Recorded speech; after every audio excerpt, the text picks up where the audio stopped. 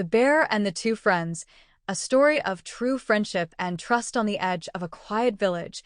Two friends named Sam and Tom decided to go on an adventure into the nearby forest.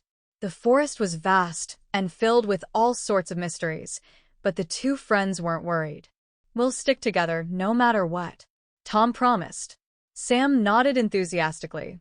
"True friends never leave each other behind," he agreed. The day was bright as they entered the forest, the sun filtering through tall trees, casting playful shadows on the ground. Birds chirped cheerfully, and a gentle breeze rustled the leaves. The friends walked side by side, talking about all the adventures they would have and laughing at little things. Sam even picked up a stick, pretending it was a sword to fight imaginary monsters.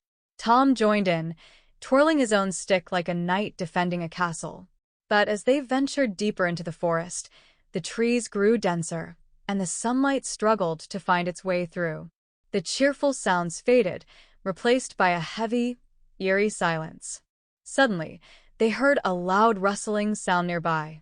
The bushes shook, and out came a large bear, its deep growl rumbling through the still air like thunder. Tom's eyes went wide with fear. Without a second thought, he dropped his stick and scrambled up the nearest tree. "Sam, climb up! Climb up!" he yelled from above. But Sam couldn't climb the tree as quickly as Tom.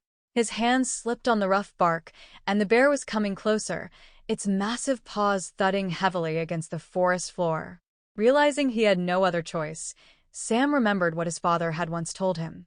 Bears don't attack things that look lifeless.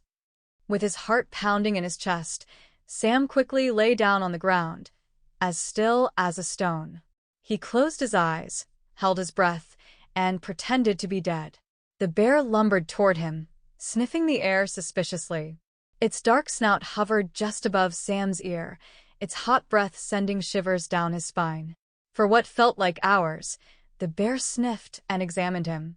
Then, as suddenly as it had appeared, the bear grunted and turned away, disappearing back into the dense forest. Tom climbed down from the tree, his face pale and his hands shaking.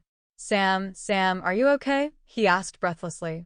Sam sat up slowly, brushing dirt off his clothes, and looked at his friend with a calm expression. "You'll never believe it," Sam said.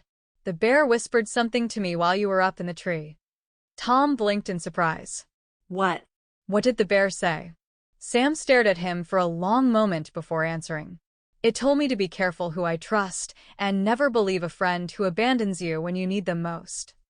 Tom's face turned red with embarrassment, and he looked down at the ground. He realized how selfish he had been, leaving his friend behind in a moment of danger.